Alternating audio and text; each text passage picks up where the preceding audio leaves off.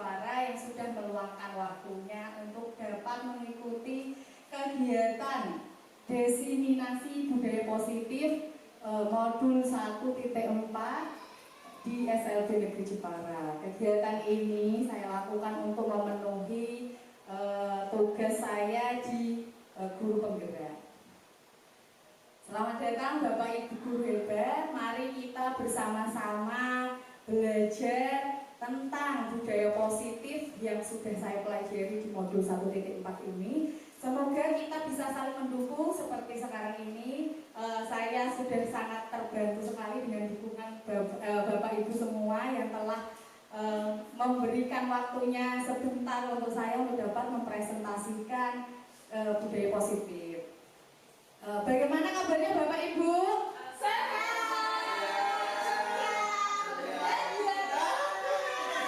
Bapak Ibu, kalau saya bertanya bagaimana kabarnya Bapak Ibu, dijawab dengan sehat jasmani, sehat rohani, sehat ekonomi. Oke? Siap? Siap. Bagaimana kabarnya Bapak Ibu? Sehat jasmani, sehat rohani, sehat ekonomi. Terima kasih, karena dengan kata-kata yang positif kita juga akan bisa mendapatkan hal yang positif.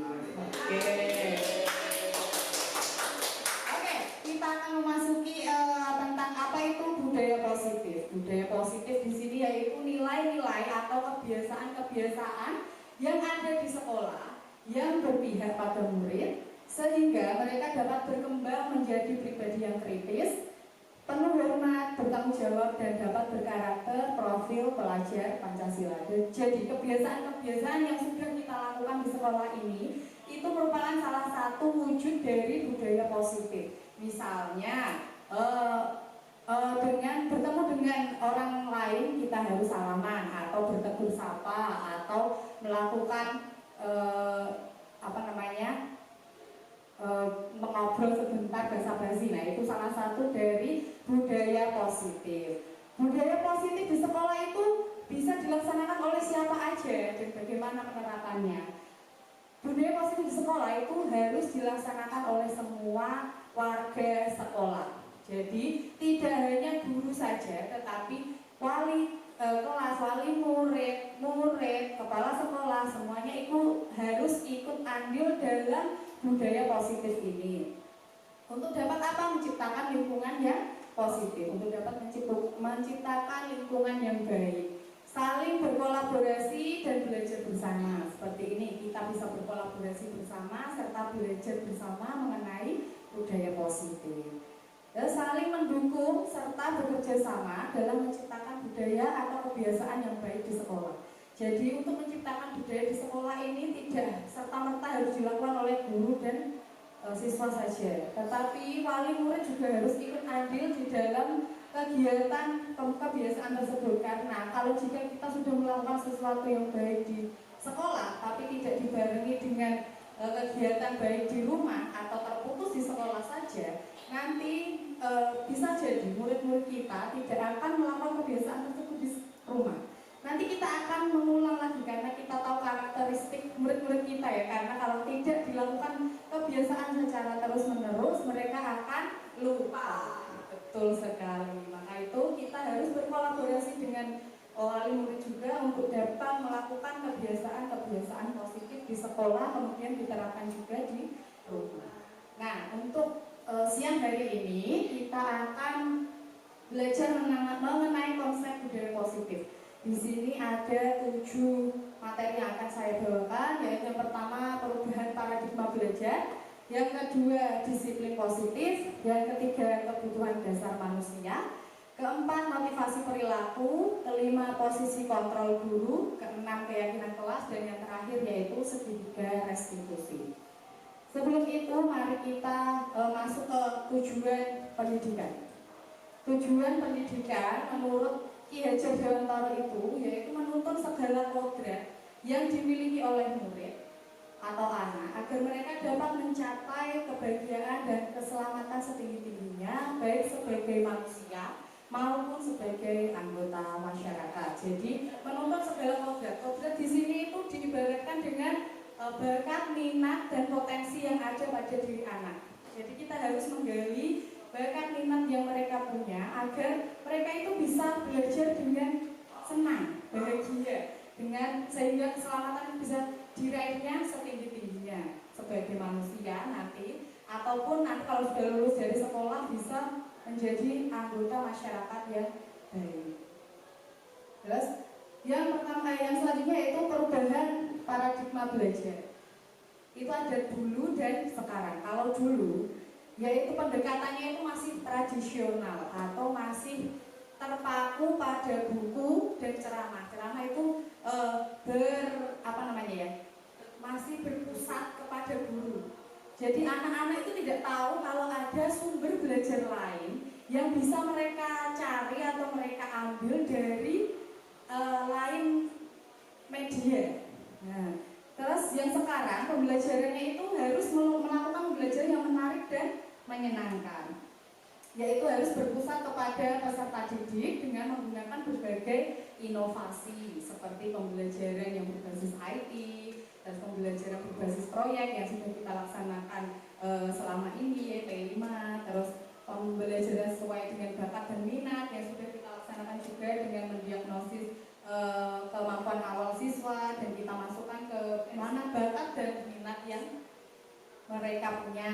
Terus ada ekstrakurikuler juga, terus pengimplementasian permainan tradisional di dalam pembelajaran, misalnya bermain teklek, gamelan, bermain ular tangga, semua itu ternyata ada manfaatnya, tidak hanya permainan saja. Di dalamnya terdapat nilai-nilai yang bisa menumbuhkan bakat dan minat dia. Terus apa makna disiplin? Siapa yang tahu makna disiplin? Disiplin itu apa? Kalau disiplin biasanya dikaitkan dengan hal-hal yang kita itu harus patuh seperti itu ya. Tapi di sini disiplin positif itu bukan seperti itu. Tapi disiplin itu berasal dari bahasa Latin yaitu disiplina yang artinya belajar. Disiplin di sini mengacu pada diri sendiri yang memiliki tanggung jawab tentang apa yang dilakukan terhadap nilai-nilai yang diyakini, yaitu kita sendiri yang memiliki tanggung jawab atas perbuatan yang kita lakukan. Apakah itu sesuai dengan keyakinan atau nilai-nilai yang kita inginkan atau yang baik atau tidak. Disiplin positif ini merupakan salah satu cara untuk menumbuhkan kesadaran serta memberdayakan peserta didik tanpa imbalan, penghargaan, reward, ancaman maupun hukuman. Jadi di dalam disiplin positif ini kita membuat anak-anak itu tanpa diberikan imbalan, tanpa diberikan penghargaan, hukuman. Mereka itu melakukan sesuatu semuanya itu dari dalam dirinya sendiri, kesadaran dirinya sendiri. Sebagai pendidik, tujuan kita yaitu menciptakan murid yang memiliki disiplin diri sehingga mereka berperilaku mengacu pada nilai-nilai kebajikan, universal dan memiliki motivasi intrinsik atau motivasi yang ada di dalam diri mereka dalam perubahan perilaku ke arah yang lebih baik. Selanjutnya, nah ini ada nilai-nilai kebajikan dari beberapa institusi atau organisasi. Yang pertama yaitu dari pendidikan, yaitu profil pelajar Pancasila yang terdiri dari 6 aspek, yaitu beriman, bertakwa kepada Tuhan Yang Maha Esa, berakhlak mulia, mandiri, bernalar kritis, berkebinekaan global, bergotong royong, serta kreatif. Ini sudah kita laksanakan di sekolah, kita sudah melakukannya bersama murid-murid kita. Yang selanjutnya yaitu dari IBO, Primary Years Program, PYP. Sikap murid itu harus apa? Harus toleransi, rasa hormat, integritas, mandiri, menghargai, antusias, empati, keinginan, kreativitas, kerjasama, percaya diri, komitmen. Yang ketiga yaitu 9 pilar karakter atau Indonesian Heritage Foundation atau IHF, cinta Tuhan dan segenap ciptaannya, kemandirian dan tanggung jawab, kejujuran, diplomatis, hormat dan santun, dermawan, percaya diri, kepemimpinan, baik, dan toleransi. Untuk petunjuk seumur hidup dengan keterampilan hidup, yaitu keterampilan hidupnya dapat dipercaya, lurus hati, pendengar yang aktif, tidak merendahkan orang lain dan memberikan yang terbaik. Petunjuk hidup yaitu kita harus peduli, penalaran, bekerjasama, keberanian, keluasan, berorganisasi, kesabaran, tanggung jawab, persahabatan. Dari semuanya ini semuanya memiliki nilai-nilai kebajikannya, tapi di profil pelajar Pancasila semuanya itu sudah mencakup semua nilai-nilai yang diberikan oleh IPO, 9 pilar IHF, dan keterampilan hidup serta petunjuk hidup.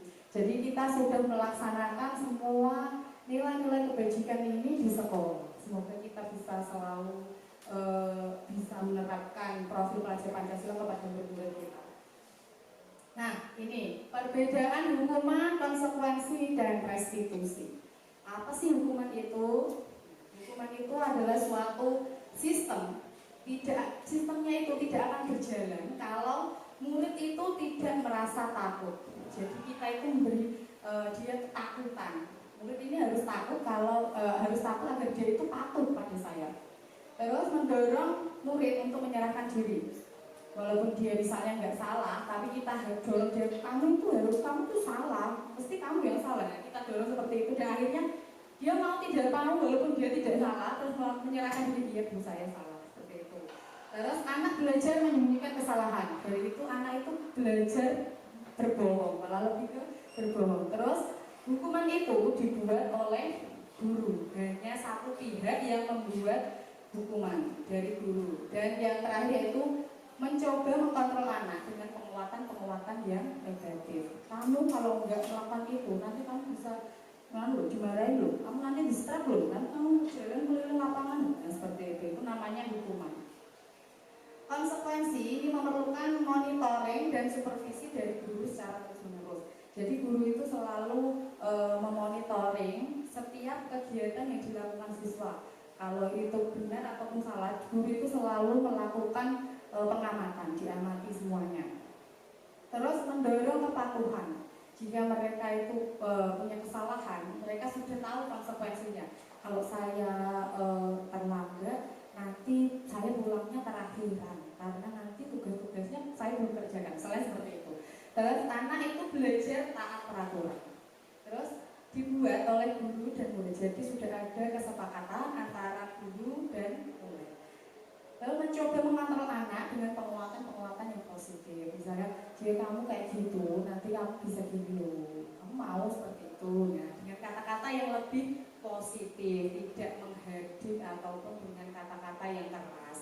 Yang terakhir yaitu restitusi. Jadi murid bertanggung jawab atas perilakunya. Jadi murid itu sudah tahu kalau dia melakukan itu, aku harus bertanggung jawab dengan kelakuanku seperti itu, tanpa harus menunggu disalahkan oleh guru ya, atau ditegur oleh guru. Terus mendorong disiplin yang positif, serta anak itu belajar memecahkan masalahnya sendiri. Kalau restitusi itu dibuat oleh murid. Jadi kita memberikan pertanyaan-pertanyaan yang bisa memicu anak-anak itu berpikir bagaimana kalau menyelesaikan masalah ini bagaimana ya. Terus anak-anak memahami bahwa dirinya sendiri yang dapat memegang kontrol atau kendali. Walaupun ada guru, kita kadang biasanya berilusi ya kalau kita itu bisa mengontrol murid, kita itu bisa membuat murid itu patuh pada kita. Padahal tidak. Kalau murid itu tidak membuka kontrolnya untuk kita memberikan masukan, dia menutup diri, masukan itu tidak akan masuk ke diri mereka, akan mental, tetap tidak berguna. Jadi kita juga harus membuat murid itu bisa membuka kontrolnya untuk kita, agar kita bisa memasukkan penguatan-penguatan yang positif kepada mereka. Nah, di sini nanti ada beberapa contoh soal antara hukuman atau konsekuensi. Mencatat 100 kali di dalam buku dengan kalimat saya tidak akan terlambat lagi karena terlambat ke sekolah. Apakah ini konsekuensi atau hukuman? Apakah betul? Coba kita cek ya. Itu adalah konsekuensi, karena kalau hukuman itu lebih ke fisik ya, lebih ke fisik. Jadi anak-anak misalnya terlambat terus disuruh berdiri, disuruh telanjang kaki atau apa, nah itu namanya hukuman. Kalau konsekuensi, anak itu sudah tahu karena sudah ada kolaborasi dengan guru. Nanti kalau kamu misalnya telat, kamu harus menulis ini 100 kali seperti itu. Sudah ada peraturannya seperti itu ya. Terus selanjutnya, lari mengelilingi hadir? Wah, sudah pintar-pintar ternyata. Selanjutnya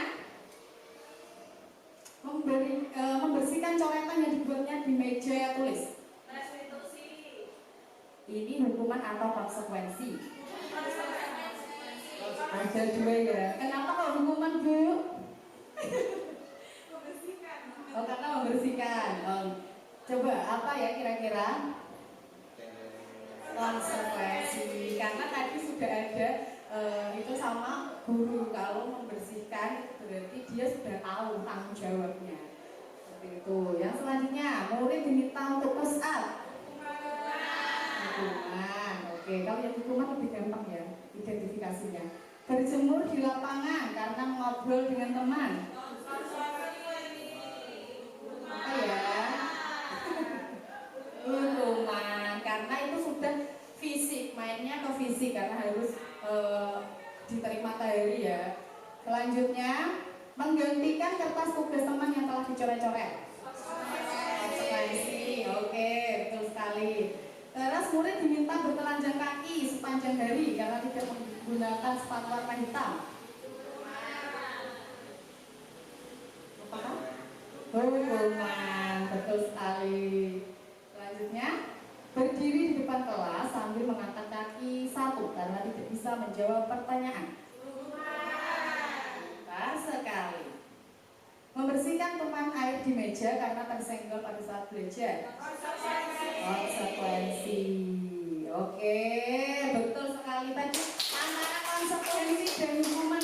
Kalau hukuman itu lebih jelas ya karena kita harus memakainya pakai hukuman fisik ataupun psikis. Tapi kalau konsekuensi kita kadang masih bingung, ini hukuman apa konsekuensi ya? Kok kayaknya hampir-hampir mirip gitu ya.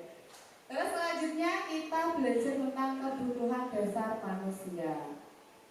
Realitas kebutuhan setiap manusia itu sangat berbeda-beda. Saya dan Anda ini kebutuhannya juga berbeda. Kita harus berusaha memahami pandangan orang lain tentang dunia. Setiap orang itu memiliki gambaran yang berbeda. Jadi kita tidak bisa menyamakan kebutuhan dasar kita dengan orang lain karena semuanya itu berbeda-beda. Ada 5 kebutuhan dasar, yaitu yang pertama itu kekuatan atau power, kekuasaan atau power. Yang kedua kasih sayang dan rasa diterima atau love and belonging. Yang ketiga kebebasan atau freedom. Yang keempat kesenangan atau fun. Dan yang terakhir bertahan hidup atau survival. Selanjutnya apa? Nah, ini ada lingkaran 4 kebutuhan dasar manusia yang setiap kebutuhan dasarnya ini harus dipenuhi karena ada bermacam-macam. Yang pertama yaitu diterima dan disayang. Dari siapa? Yaitu dari orang tua, dari keluarga, sahabat, rekan kerja, murid, dan lingkungan rumah. Jadi kita ingin diterima dan disayang oleh orang-orang yang ada di sekitar kita. Terus yang kedua yaitu bisa, yaitu bisa apa? Membanggakan keluarga kita, bermanfaat untuk orang banyak, untuk dapat bisa berbagi informasi, berbagi pengetahuan, berbagi ilmu kepada orang-orang lain. Nah, itu namanya kita memiliki kebutuhan dasar bisa. Saya itu bisa, gitu ya. Yang ketiga yaitu bebas. Bebas ini diartikan menjadi diri sendiri, bukan bebas yang sakarpe dhewe ya, tapi bebas untuk menjadi diri sendiri. Bebas berekspresi, bebas berinovasi, dan bebas untuk mengembangkan diri mengenai apa yang kita inginkan. Jadi tidak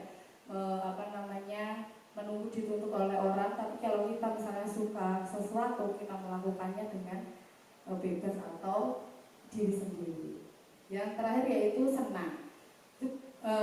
Ini yang sering kita laksanakan selalu ya, kadang deh, ada juga yang enggak. Jalan-jalan. Nah, ini salah satu kebutuhan dasar senang yang mudah kita dapatkan. Jalan-jalan atau piknik.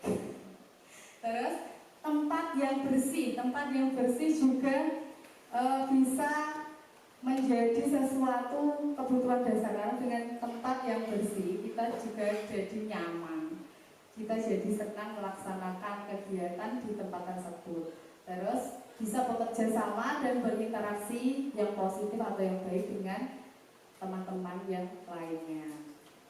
Nih, kebutuhan diterima dan disayang. Kebutuhan dasar diterima dan disayang dapat terpenuhi dengan usaha-usaha memahami karakter satu sama lain. Jadi kita harus memahami karakter setiap orang, saling menghormati dan menghargai sesama orang. Jadi kalau kita mau diterima dan mau disayang dengan orang yang ada di sekeliling kita, kita juga harus dapat menghormati dan menghargai orang tersebut.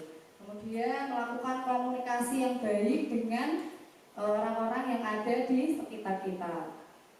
Selanjutnya yaitu bisa, kebutuhan dasar bisa terpenuhi dengan yakin akan daya diri dan kekuatan motivasi diri serta kasih sayang orang tua dan keluarga. Jadi kita yakin dengan kemampuan yang kita miliki.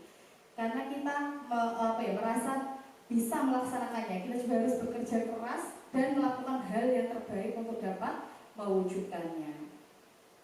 Terus menyampaikan, berkomunikasi dan berkolaborasi dengan baik serta berusaha mendapatkan perhatian dan kemudian menyampaikan kepada orang terpercaya dan bisa mendukung.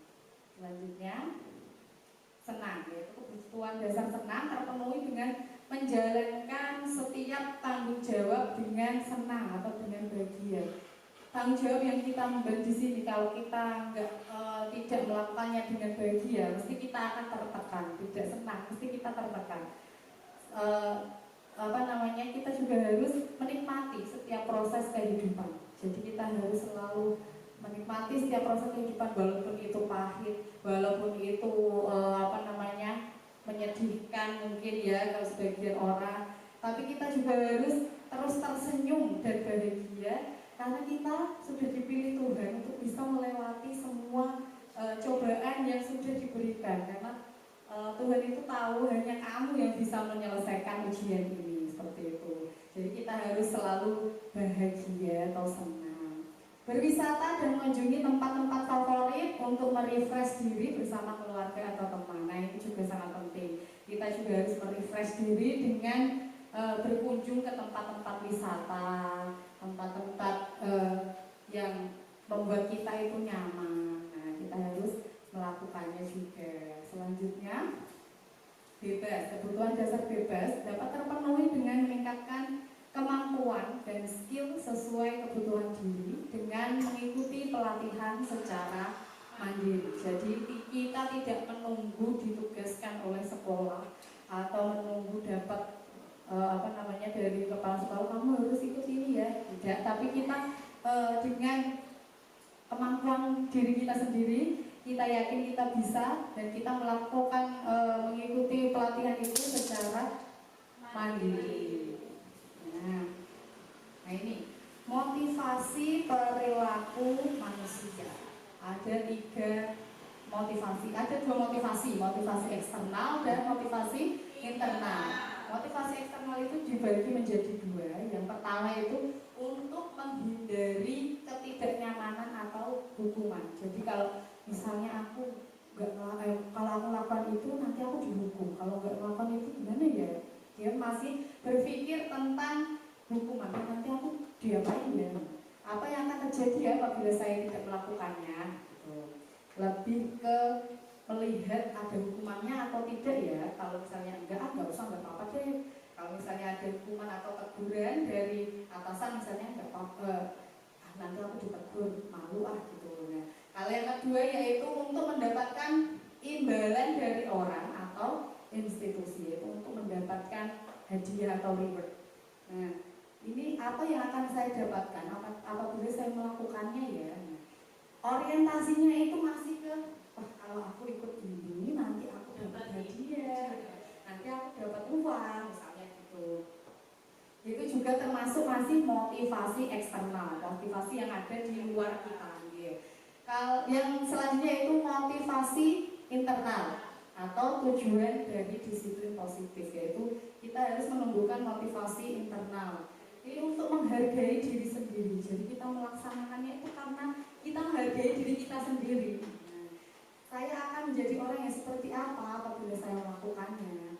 Misalnya berangkat tepat waktu. Saya ini pengen menghargai diri saya loh, karena saya ini adalah guru misalnya, ingin biar murid-murid itu tahu kalau saya itu ingin hargai diri saya berangkat lebih pagi atau tepat waktu, tidak dengan misalnya wah nanti kalau berangkatku pagi, nanti kalau Pak Kepala tak lihat, wah nanti mesti aku dipuji. Nah itu namanya motivasinya masih motivasi eksternal. Nah ini posisi kontrol guru. Ada 5 posisi kontrol. Yang pertama yaitu posisi penghukum. Yang kedua pembuat rasa bersalah. Yang ketiga posisi teman. Yang keempat posisi pemantau. Dan yang terakhir yaitu posisi manajer. Kira-kira kita ini sudah pernah melakukan posisi kontrol yang mana saja ya yang pernah kita lakukan di kelas. Selanjutnya, yang pertama yaitu posisi penghukum. Posisi penghukum ini, guru itu berbicara dengan nada yang menghardik atau dengan menunjuk-nunjuk atau berkaca pinggang serta membentak. Hukuman bisa berupa hukuman fisik maupun psikis seperti tadi ya. Jadi guru itu berbicara dengan nada-nada yang tinggi. Kamu ini gimana sih, kok nggak bisa gitu aja, kok nggak bisa. Nah seperti itu namanya masuk ke posisi penghukum. Guru berbicara dengan nada menghardik, menunjuk-nunjuk dan berkaca pinggang. Dampaknya dalam posisi penghukum ini yaitu murid menjadi pendendam. Mungkin kalau di sekolahan kita nggak ada ya murid pendendam, itu kayaknya nggak ada, karena kadang mereka setelah dimarahin mereka lupa, terus mereka balik lagi seperti biasa. Mungkin kalau di sekolah-sekolah biasa murid itu bisa menjadi pendendam. Oh kita ini gue dulu jalan pak, mana gue, nah seperti itu. Terus tidak menyukai guru, jadi dia itu malas sama gurunya. Terus karena dia sudah tidak suka sama gurunya, dia jadi tidak menyukai sama pelajarannya juga. Nah, sebisa mungkin posisi penghukum ini tidak kita lakukan ya, karena bisa dampaknya itu banyak negatifnya untuk anak. Terus yang kedua yaitu posisi pembuat rasa bersalah. Guru itu berbicara dengan nada yang lembut, cenderungnya lembut karena dia membuat rasa bersalah. Terus lebih tenang. Namun kata-katanya itu menyalahkan murid. Dia tenang tapi menyalahkan murid. Ya Allah, aku nggak kasihan sama bu guru tuh loh udah capek. Ngajar kamu kok kamu tuh loh ya bisa. Nah seperti itu posisi pembuat rasa bersalah pada murid. Guru akan mengatakan hal-hal yang menjadi kesalahan ada pada murid dan membuat guru itu merasa yang paling menderita ya. Gurunya itu yang paling menderita. Nah, kita buat jadi anaknya tuh terus, oh iya saya salah. Tapi salahnya apa? Tapi siswanya itu jadi, wah aja aku sudah membuat guru sedih seperti itu. Tapi dia tidak tahu kesalahannya karena dianya mengatakan karena dia juga hanya membuat gurunya biar senang lagi gitu. Dampak posisi pembuat bersalah yaitu murid menjadi merasa bersalah tadi, murid menjadi rendah diri, dia jadi rendah diri, terus murid menarik diri dari lingkungan karena dia merasa disalahkan, walaupun menyalahkannya dia jadi menarik diri dari lingkungan. Aku nggak mau nanti aku salah. Jadi percaya dirinya itu turun, jadi dia malah menjadi penakut seperti itu. Yang selanjutnya yaitu posisi menjadi teman. Guru berbicara dengan nada yang ramah, cenderung bersenda gurau untuk menghangatkan suasana, sehingga murid akan merasa aman dan akrab dengan guru. Ini juga bisa diterapkan, tapi jangan sering-sering, gitu ya, karena nanti dampaknya murid itu akan tergantung pada satu orang aja. Saya sama gurunya satu tok, dia tidak bisa survive dengan dirinya sendiri karena bergantung pada orang lain. Terus murid itu menjadi tidak mandiri, tidak bisa berpikir untuk dirinya sendiri karena mengandalkan orang lain itu untuk nanti aku dibantu guru, aku nggak bisa, nanti mesti aku dibantu kok, nggak apa-apa gitu. Itu posisi menjadi teman bisa diterapkan, tapi jangan sering-sering. Selanjutnya, posisi menjadi pemantau. Guru akan bersuara dengan nada data yang biasa aja. Terus menggunakan data untuk memantau murid. Guru akan selalu memantau siswa yang selalu melakukan kesalahan dan akan diberi sanksi. Jadi guru itu melihat setiap murid-muridnya, dilihat, dipantau. Gurunya itu punya catatan sendiri, dicatat. Misalnya si A sudah terlambat 3 kali. Yang pertama dimaafkan, yang kedua sudah ditegur, yang ketiga kok gitu lagi. Nah, nanti gurunya itu bisa memberikan sanksi kepada siswanya. Dampak posisi pembuat merasa bersalah yaitu murid akan menghitung semua dampak yang akan diterima, baik sanksi atau hadiah pada saat melakukan sesuatu. Kalau aku melakukan ini, salah nggak ya? Nanti aku dapat hukuman nggak ya? Kalau aku ulangi ini, wah nanti kayaknya aku dapat hadiah kok. Kan aku pintar ya, seperti itu. Terus murid tidak sepenuhnya mandiri karena ada embel-embel, wah nanti aku dapat hadiah, wah nanti aku dapat sanksi ya, seperti itu. Dia jadi tidak mandiri, ada rasa-rasa yang masih tergantung pada orang lain. Yang terakhir yaitu posisi menjadi manajer. Guru akan bersuara dengan nada yang netral, tidak bernada tinggi dan tidak emosional. Tercipta identitas yang positif. Untuk memecahkan masalah, guru akan dengan tulus mengajukan pertanyaan-pertanyaan bermakna agar membuka pikiran murid. Guru itu kalau muridnya bersalah, dia kalau yang posisi manajer, dia tidak menyalahkan muridnya, tapi dia bertanya kepada muridnya, "Nak, kemarin kok katanya kamu itu ya baru misalnya terlambat ya, bener gak sih?" Kita bertanya pada dia akan menjawab, "Iya Bu, loh kenapa kok kamu terlambat? Kayaknya udah 2 kali loh kok terlambat terus," misalnya gitu. "Iya karena misalnya kemarin bannya bocor," karena kita tetap melihat jawaban yang diberikan oleh murid. Jadi murid itu merasa dihargai, tidak langsung "Kami selalu sama kok terlambat udah 2 kali kok terlambat terus apa?" misalnya gitu. Berdiri di depan kelas, itu tidak perlu. Kita harus menggali kenapa kok dia itu bisa terlambat, karena semua perbuatan murid itu sebenarnya punya tujuan. Misalnya dia tiba-tiba marah, kenapa kok marah? Misalnya ternyata di rumah dia kekurangan perhatian dan dia ingin diperhatikan di sekolah. Dia melakukan perbuatan yang bagaimana caranya aku itu bisa diperhatikan di sekolah, karena aku di rumah tuh nggak ada yang perhatikan gitu. Nah itu posisi manajer itu sangat penting untuk kita ketahui, karena kita bisa menggali semua jawaban siswa sampai yang tadi. Dampak posisi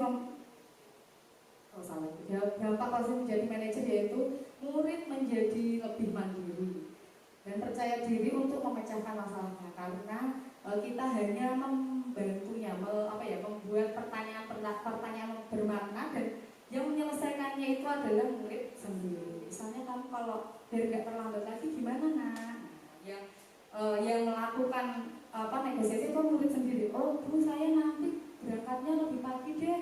Saya bangunnya lebih pagi biar nanti nggak terlambat lagi," misalnya seperti itu. Oke, dari kelima posisi kontrol tersebut, kira-kira siapa yang pernah menerapkan posisi kontrol yang mana saja yang pernah dilakukan di kelas? Sebagai penghukum kah? Sebagai pembuat rasa bersalah? Sebagai manajer? Atau sebagai teman? Siapa yang pernah melakukannya di kelas? Kira-kira?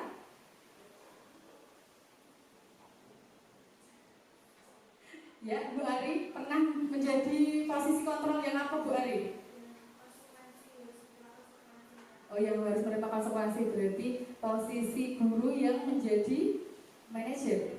Oh, sebagai manajer, sudah bagus sekali Bu Ari sebagai manajer. Ya itu awal dari posisi itu seperti itu.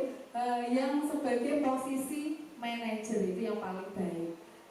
Mungkin masih ada yang menggunakan menghukum, seperti saya juga pernah menggunakannya. Tapi kita di sini posisi menjadi teman atau ini yang pemantau juga. Nah, kita mungkin pernah melakukan posisi-posisi kontrol yang sudah ada di depan tadi. Tapi tidak apa-apa, karena kita masih belajar, kita akan lebih belajar lagi mengenai budaya positif, mana-mana saja yang boleh dilakukan dan tidak boleh dilakukan. Nah, di sini ada sebuah kasus. Dari kasus tersebut, Ibu Dani ini berperan atau sebagai posisi kontrol yang apa? Ini ya, Ibu Dani sedang menjelaskan pelajaran bahasa Inggris di papan tulis. Namun beliau perhatikan bahwa Fajar malah tidur-tiduran dan tampak acuh tak acuh pada pelajarannya. Fajar, coba jawab pertanyaan nomor 3. Maju ke depan dan kerjakan di papan tulis. Fajar pun tampak malas-malasan maju ke depan. Dan sesampainya di depan papan tulis pun, Fajar hanya diam dan terpaku sambil memegang buku bahasa Inggrisnya dan memainkan spidol di tangannya. Ayo Fajar, makanya jangan tidur-tiduran. Lain kali perhatikan. Sudah sana, duduk kembali. Kira-kira siapa yang bisa? Selanjutnya Fajar pun kembali duduk di bangkunya. Hal seperti ini sudah seringkali terjadi pada Fajar. Sepertinya tidak memperhatikan acuh tak acuh, dan nilai-nilainya pun tidak terlalu bagus untuk pelajaran bahasa Inggris. Pada saat ditegur, Fajar hanya menjawab, tidak tahu Bu. Ibu Dani pun menjawab, gimana kamu Fajar? Kamu gak kasihan sama Bu Guru? Ibu sudah capek-capek mengajarkan kamu, tidak kasihan sama Ibu. Dan Fajar pun diam membisu. Kira-kira posisi yang dilakukan oleh Ibu Dani, posisi kontrol yang diambil oleh Bu Dani itu posisi kontrol apa ya? Merasa bersalah dengan kata-kata Ibu sudah capek dan kamu tidak kasihan sama Ibu. Betul sekali. Ya, ini kata-kata yang membuat anak itu merasa bersalah. Nah, gimana kamu Fajar, kamu gak kasihan ya sama Ibu? Ibu loh udah capek-capek mengajar kamu, tidak kasihan. Kira-kira ada lagi nggak selain merasa bersalah? Ya? Yang mana? Oh, sudah sana duduk kembali. Oh gitu ya. Ya, itu posisi kontrol guru ya?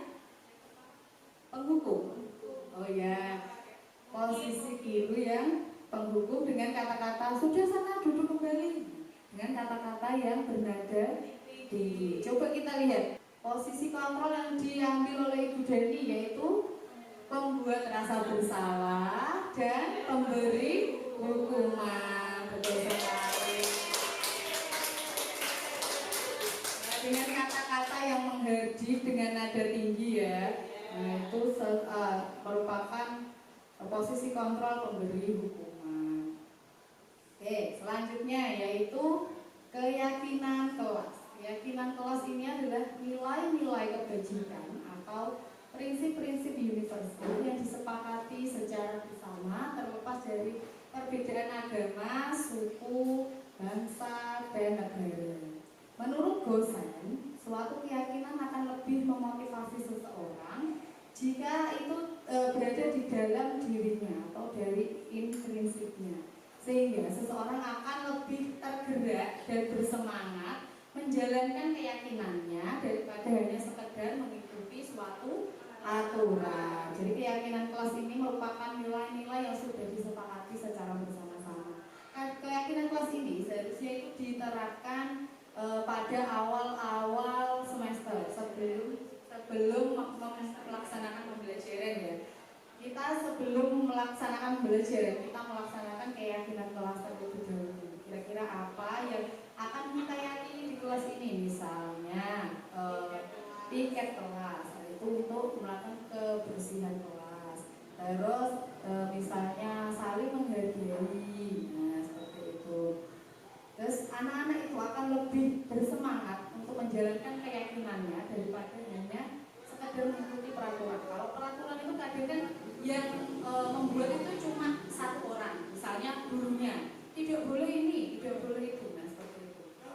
tertib. Nah, yang buat gurunya. Jadi murid itu merasa apa sih guru ini? Itu deh. Nah, tapi kalau keyakinan kelas itu dibuat bersama-sama dengan murid. Kita bersepakat dengan murid. Kira-kira apa ya yang bisa kita lakukan untuk membuat kelas kita itu lebih nyaman, lebih aman, misalnya seperti itu. Nanti akan muncul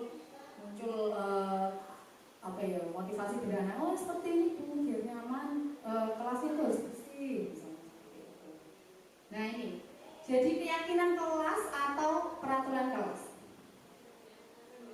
Keyakinan kelas. Jadi kita itu harus menerapkan keyakinan kelas. Jadi pada peraturan kelas kita harus menerapkan keyakinan kelas kepada murid-murid. Jadi murid-murid itu akan merasa lebih apa ya? Saya diajakin membuat peraturan, membuat keyakinan di kelas itu saya loh yang bilang kelas itu harus bersih. Nah, karena dia merasa memiliki, kalau saya memiliki keyakinan kelas ini, kelas yang bersih ini itu saya yang punya, nah seperti itu. Jadi anak-anak itu lebih merasanya. Oke. Pembentukan keyakinan kelas, yaitu keyakinan kelas ini bersifat abstrak daripada peraturan itu konkret. Kalau keyakinan kelas itu bersifat abstrak. Dalam keyakinan kelas berupa pernyataan-pernyataan universal, misalnya disiplin, keselamatan, kebahagiaan, kejujuran. Pernyataan keyakinan kelas dibuat dalam bentuk yang positif. Tidak boleh ada kata-kata yang negatif, misalnya dilarang berlarian. Nah, lebih baik berjalan, gitu. Menggunakan kata-kata yang positif. Terus keyakinan kelas hendaknya tidak terlalu banyak sehingga mudah diingat oleh siswa. Kalau kebanyakan siswa itu mesti lupa, ya kan? Terus keyakinan kelas itu sebaiknya sesuatu yang dapat dilaksanakan di dalam kelas tersebut. Karena itu keyakinan kelas yang satu dengan kelas yang lain itu akan berbeda.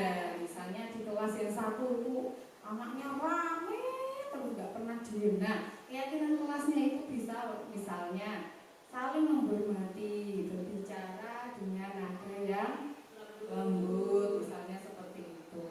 Ada juga yang kelasnya itu kotor sekali, tidak pernah dibersihkan misalnya. Nah, itu bisa dengan menjaga kebersihan seperti itu. Terus semua anggota kelas itu dalam pembuatan keyakinan kelas. Jadi semuanya itu ikut andil dalam membuat keyakinan kelas. Jadi tidak hanya guru yang membuat, tapi anak-anak itu juga ikut membuat.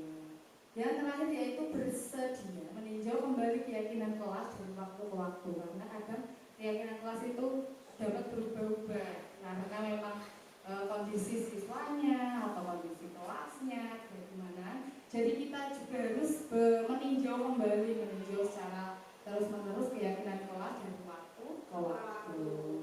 Nah ini membuat keyakinan kelas.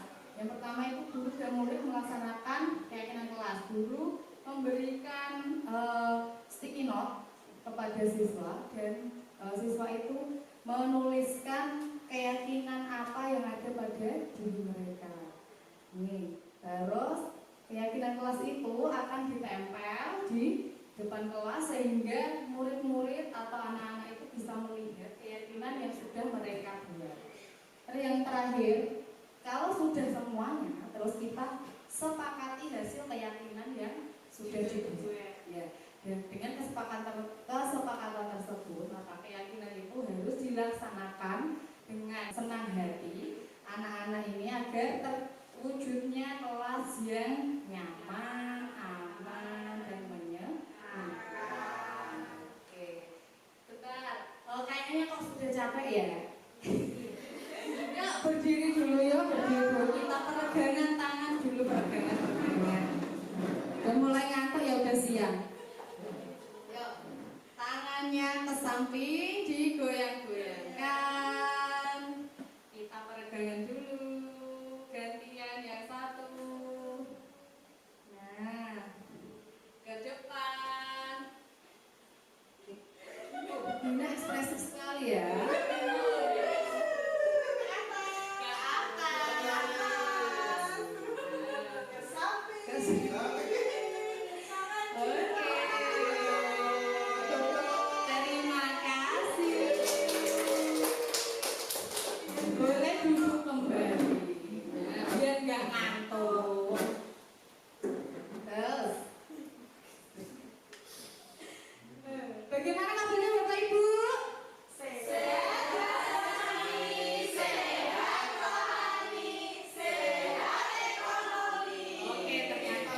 pada fokus, bagus sekali. Masih ngantuk?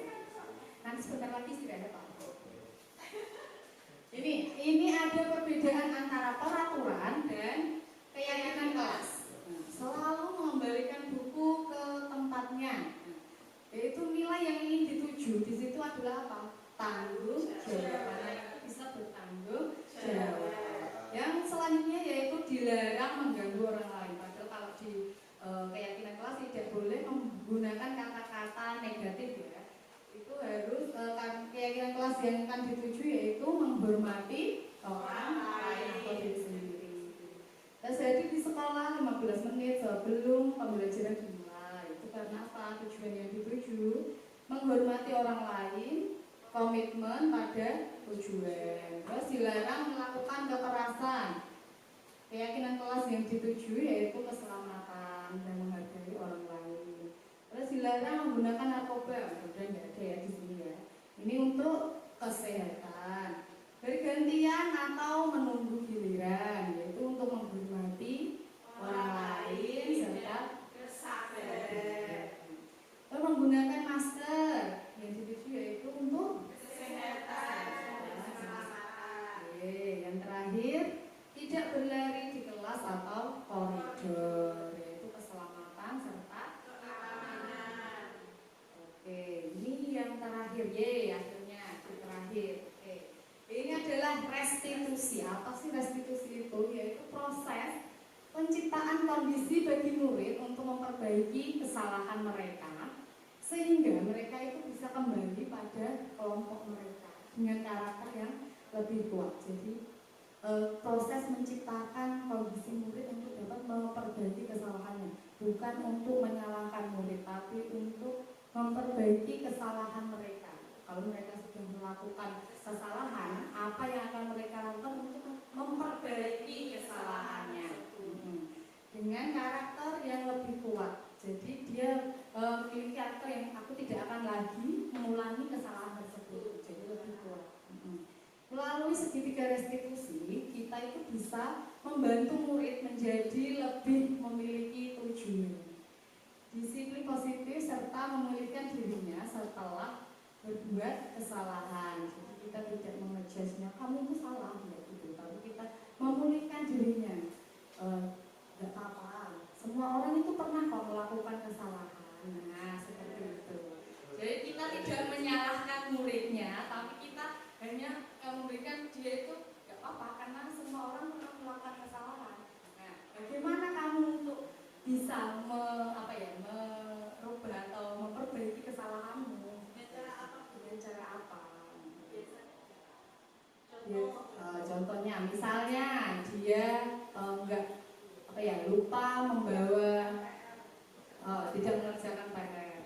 Kita tanya, kenapa kok kamu nggak mengerjakan PR? Bukannya ini PR kemarin, misalnya gitu. Ya Bu, kenapa kok tidak dikerjakan? Lupa, misalnya gitu. Oh tidak apa-apa, karena memang setiap orang itu pernah melakukan kesalahan.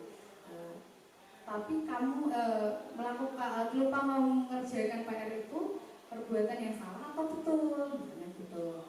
Perbuatan yang salah Bu. Nah, untuk biar kamu bisa memperbaiki kesalahanmu yang sekarang, kira-kira kamu melakukan apa ya? Misalnya meminta ibu mengecek buku, misalnya gitu, ngecek buku saya Bu, ada PR atau tidak. Kalau enggak ya misalnya saya mau bilang ke ibu, dia langsung pulang dari sekolah langsung mengerjakan tugas, misalnya seperti itu. Nah, baik, itu namanya menstabilkan identitasnya, tidak menyalahkannya. Tapi kita stabilkan identitasnya. Jadi mungkin perbuatannya itu memang salah, perbuatannya itu salah, tidak mengerjakan tugas itu kan salah. Tapi bagaimana cara dia itu karakter dia yang dirubah, biar dia tidak melakukan perbuatan itu lagi, gitu. Tidak mengulanginya lagi. Dan tidak merasa bersalah atas kesalahan. Iya, seperti itu. Membantu murid untuk jujur pada diri sendiri dan mengevaluasi dampak dari kesalahan yang dilakukan. Seperti tadi, misalnya kesalahannya tadi tidak mengerjakan PR, dampaknya apa? Lah saya jadi mengerjakan di sekolah di waktu pulang sekolah, misalnya seperti itu. Terus memberikan penawaran bukan paksaan. Jadi kita tawarkan berbagai macam alternatif cara. Nanti si siswa itu sendiri yang akan memilih mau pakai cara yang apa agar dia itu bisa memperbaiki kesalahannya. Enggak paksa kamu harus selesaikan sekarang misalnya gitu. Padahal bisa ada alternatif yang lain. Selanjutnya pelan-pelan ciri-ciri restitusi. Restitusi itu bukan untuk menebus kesalahan, namun untuk belajar dari kesalahan. Jadi setiap orang itu pernah melakukan kesalahan dan bagaimana cara kita untuk memperbaiki kesalahan tersebut biar tidak terjadi lagi. Terus untuk memperbaiki hubungan dari yang awalnya dia itu jelek bisa menjadi memperbaiki hubungan jadi lebih baik. Terus suatu tawaran bukan paksaan. Jadi kita tawarkan bukan kita paksa. Terus menuntun untuk melihat ke dalam dirinya. Terus fokus pada karakter bukan tindakannya. Seperti tadi ya tindakannya memang salah. Yang kita kita perbaiki itu adalah karakternya dia. Terus memberikan solusi atas permasalahan siswa.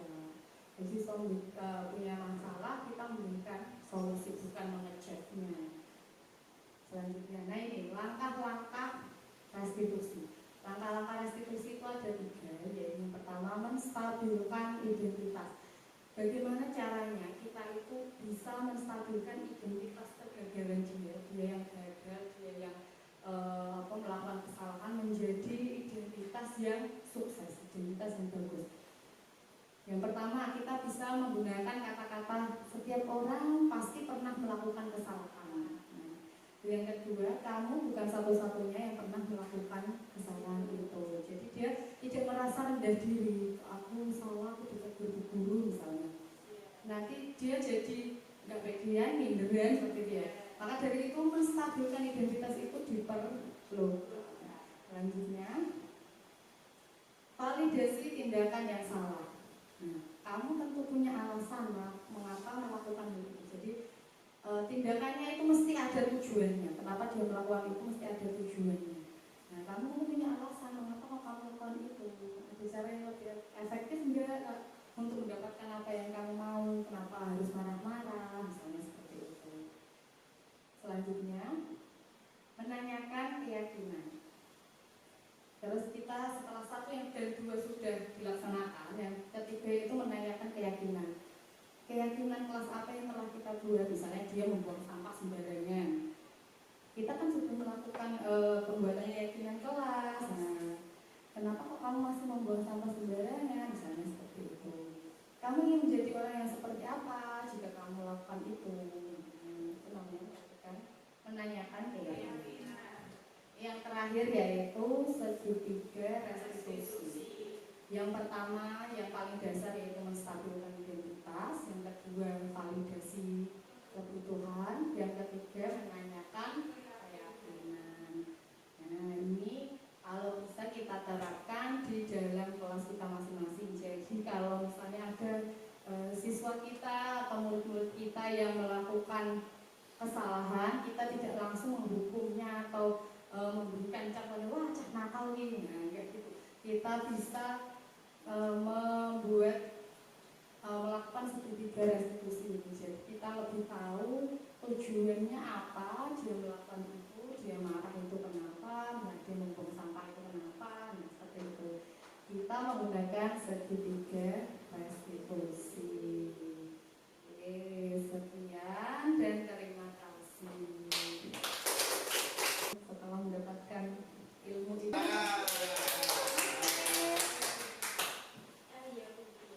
Oke. Tadi kan sudah yang membuat keyakinan tadi loh. Yaitu misalkan keyakinan kelas yang telah dibuat oleh siswa, kan tadi membuatnya bareng-bareng bersama guru ya. Itu dilanggar oleh siswanya. Dan apakah yang perlu guru itu lakukan? Apakah boleh memberikan hukuman atau kesepakatan konsekuensi dalam siswa itu untuk apa itu yang tadi melanggar? Oke, terima kasih Bu Atika. Ya, yang keyakinan kelas ya. Bagaimana kalau siswa itu melanggar keyakinannya. Nah, itu kita bisa lakukan lagi tadi segitiga restitusi. Kita kembali lagi ke segitiga restitusi. Jadi kita tanyakan, bukannya kita kemarin sudah melakukan keyakinan kelas, ini kan keyakinan kelas yang kalian buat sendiri, misalnya gitu. Kenapa kok kamu langgar? Nanti siswa itu akan menjawab pertanyaannya, misalnya lupa bu, kadang-kadang seperti itu ya, maaf bu lupa. Nah, kalau biar nggak lupa gimana ya, misalnya gitu. Kita tetap melakukan semuanya itu dengan positif. Kalau hukuman jangan ya, kalau hukuman jangan. Konsekuensi mungkin kalau dia sudah melakukan berulang kali, sudah diingatkan masih begitu lagi, terus diingatkan lagi masih seperti itu lagi. Nah, kita bisa menggunakan konsekuensi. Jadi kalau kamu melakukan itu, nanti kamu yang membersihkan loh ya. Kalau kamu membuang sampah, kamu yang membersihkan loh. Konsekuensinya itu sesuatu yang hal yang positif ya, jangan yang negatif. Misalnya konsekuensi nanti, ya udah kamu nanti itu disapu, jangan disapu pakai tanganmu aja. Nah itu nggak boleh. Tetap semuanya itu harus dilakukan dengan positif. Nanti kamu yang bersihkan. Kalau dibuat kesepakatan kayak poin-poin kayak gitu Boleh, boleh. Langgar 10 poin, 10 kesalahan, jadi 10 poin. Nanti kalau lebih dari itu, maka akan ada denda atau bagaimana. Kalau sanksi nggak boleh ya. Mungkin kalau 10 poin tidak boleh ya, karena nanti akan merasa tadi loh. Iya. Kalau saya sudah 10 poin berarti saya nanti akan menjadi seperti ini, gitu. Kalau kita harus bukan berkolaborasi ya, melakukan pendekatan kepada siswanya seperti itu.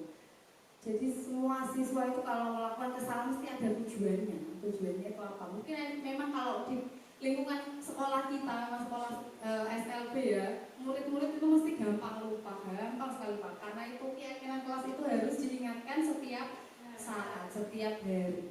Sebelum mereka melakukan kesalahan, misalnya pagi hari kita mengingatkan lagi, anak-anak keyakinan kelas hari ini apa ya? Misalnya seperti itu. Jadi kita setiap hari harus mengingatkan tentang keyakinan yang sudah dibuat di kelas.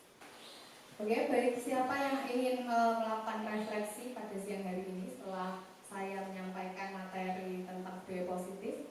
Monggo. Boleh. Monggo, boleh. Oke, boleh dari saya.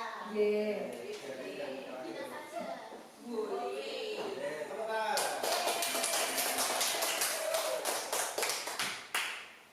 Assalamualaikum warahmatullahi wabarakatuh. Waalaikumsalam warahmatullahi wabarakatuh. Terima kasih sekali sebelumnya kepada Ibu Deputi Dewi, Ibu Guru calon guru penggerak yang sudah memberikan kami waktu yang sangat baik sekali pada siang hari ini. Kita diberikan materi yang sangat luar biasa yang dapat kita terapkan di sekolah ini dengan baik.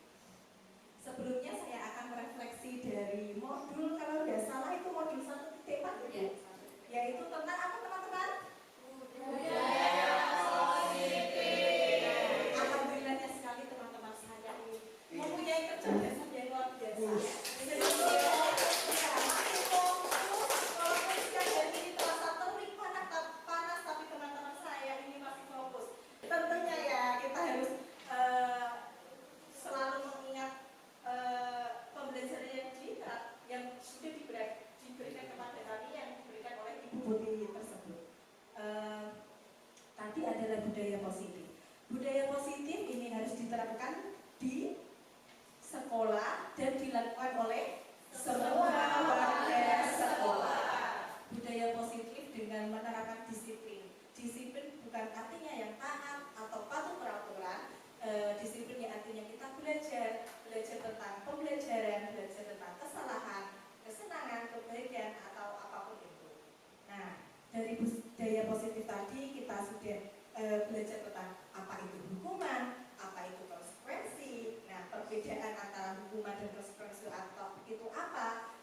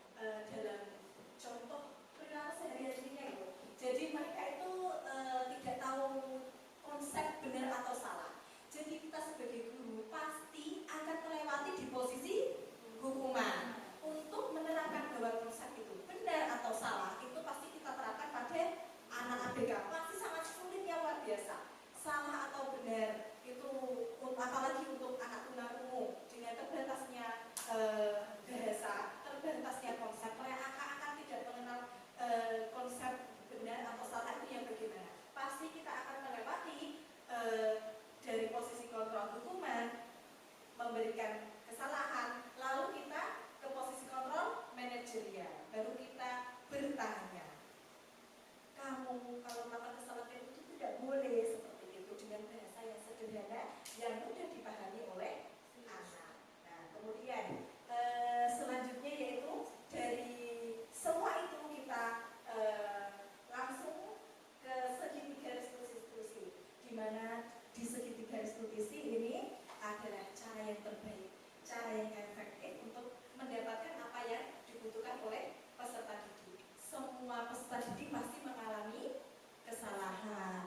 Nah, dari kesalahan tersebut kita kirim peserta didik itu apa sih kesalahanmu, dia bisa bercerita tentang kesalahan dia. Pasti dia melakukan kesalahan tersebut pasti tidak secara disengaja, pasti ada faktor-faktor lain. Nah, kita bisa dari situ kita sharing, kita gali tentang kesalahan siswa dan kita beri tawaran yang menarik. Misal dari sebuah kesalahan kita beri tawaran yang menarik dan anak itu merasa nyaman, merasa oh aku setelah melakukan kesalahan aku diberi tawaran misal menulis ini. Nah, dengan merasa bahagia, aku gak apa-apa bu, aku mau menulis ini. Nah, itu kan jadi terjadi feedback antara guru dan siswa, kan terjadi keyakinan untuk menstabilkan identitasnya yang pernah melakukan kesalahan seperti itu. Dan tentunya terima kasih sekali Ibu Putih sudah memberikan pembelajaran tentang budaya positif. Insya Allah kita akan terapkan di dalam di SLB ini secara berkelanjutan tentunya. Terima kasih seperti itu. Assalamualaikum warahmatullahi wabarakatuh. Terima kasih sekali Bu Gina atas refleksi yang sangat luar biasa. Sekian dari saya. Wassalamualaikum warahmatullahi wabarakatuh.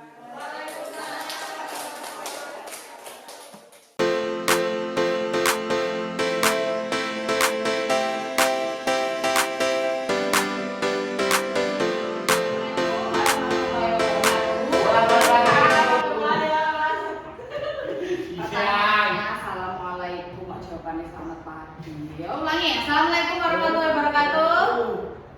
Waalaikumsalam warahmatullahi wabarakatuh. Selamat siang anak-anak. Masih semangat atau udah loyo? Semangat. Semangat. Tadi pelajarannya apa? Olahraga ya? Gigi. Olahraga. Disuruh apa? Akan. Menendang bola Pak. Menendang bola. Capek mesti ya. Tapi hari ini tetap harus semangat. Oke. Kita hari ini akan melakukan yang namanya keyakinan kelas. Keyakinan kelas. Apa itu keyakinan kelas? Keyakinan kelas itu seperti peraturan yang ada di kelas ini yang kita sepakati secara bersama-sama. Jadi bukan Bu Putih yang buat, tapi kalian yang membuat. Jadi nanti kalian membuat peraturan kalian sendiri yang kalian anggap itu paling baik, paling benar. Nah, oke?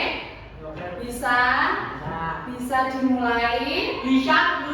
Nah, nanti Bu Putih akan kasih kalian kertas warna-warni, namanya sticky note ini ya. Nanti tak kasih satu-satu. Setelah itu ditulis keyakinan yang kalian yakini. Misalnya apa tadi? Kegiatan yang baik yang bisa kita lakukan di kelas apa? Nggak tahu. Datang tepat waktu. Boleh, datang tepat waktu. Terus apa deh? Apa Rel? Yang tahu dulu. Di disiplin. Nanti dituliskan di sini ya. Nih, Ali. satu. Yang taruh sini ya. Ayo. Tika.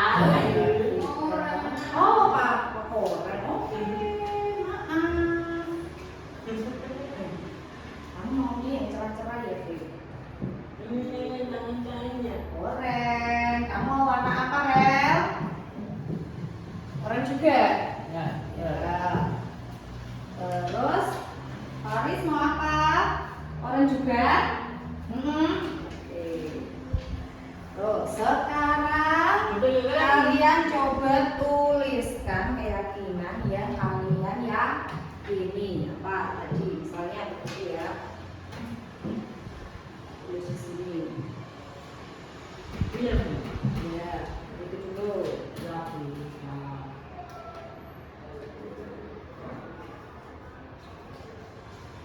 Gini dong. Bukan ya, Bu. Nirun, Bukan. kan Nirun. Bu Guru menuliskan menjaga kebersihan. Nih. Nah, menjaga kebersihan. Kalau kalian apa? Coba kalian tuliskan di kertas. Ayo.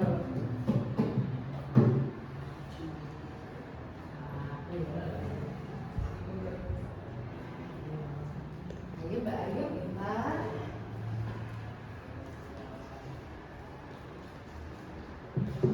Makin dulu.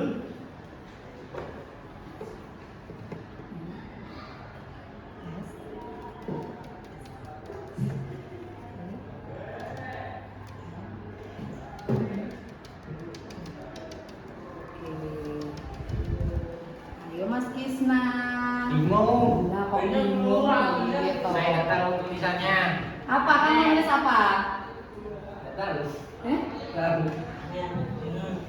Dika sudah. Oke. Kamu apa, Rel? Ada dulu. Ayo, tulis ya, Rel. Disiplin.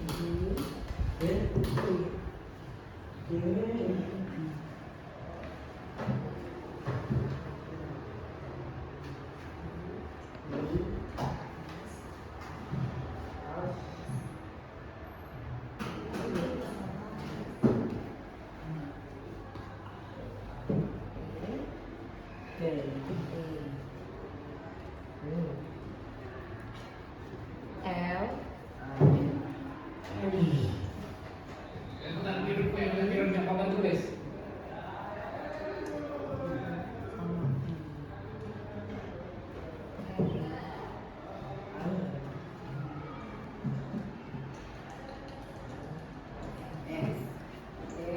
Mari, halo.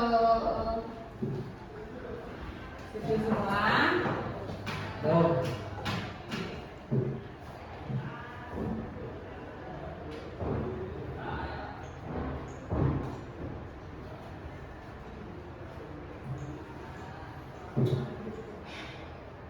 Nanti keyakinan kelas ini akan kita sepakati bersama-sama dan harus kita laksanakan di kelas. Di kelas dulu. Nanti kalau kalian sudah konsisten melakukan semua kebaikan-kebaikan ini di kelas, nanti bisa dilanjutkan ke lingkungan sekolah. Sudah belum? Sampun. Siapa yang mau pertama maju ke depan? Oke, Mbak Vika. Ini apa? Bisa kamu mulai. Loro satu kok loro gitu. Ini nih ya.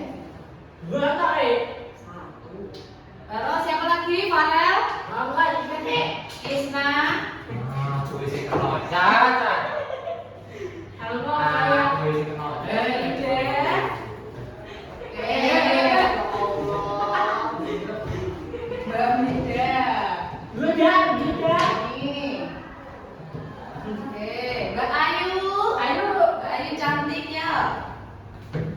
tahu putih ya?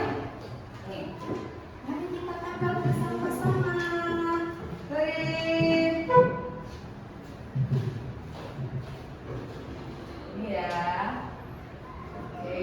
Aku ikan dulu aku deh. Ini dulu ya. Ada. Nih, ayo Farel.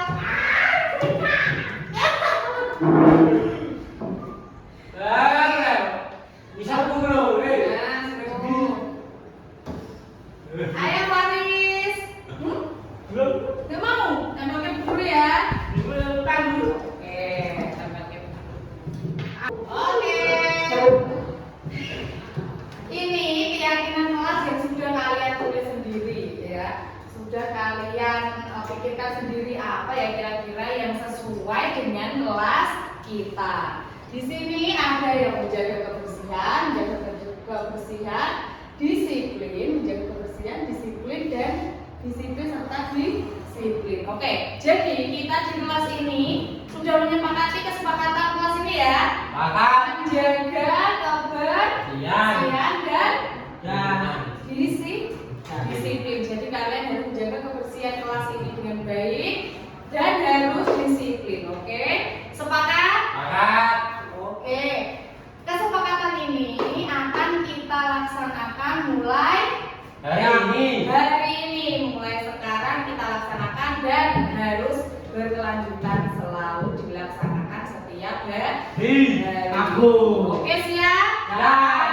Oke, terima kasih. Kalian sudah bekerja sama dengan Bu Guru untuk dapat melakukan keyakinan kelas yang ada di kelas ini. Terima kasih. Wassalamualaikum warahmatullahi wabarakatuh. Waalaikumsalam warahmatullahi wabarakatuh.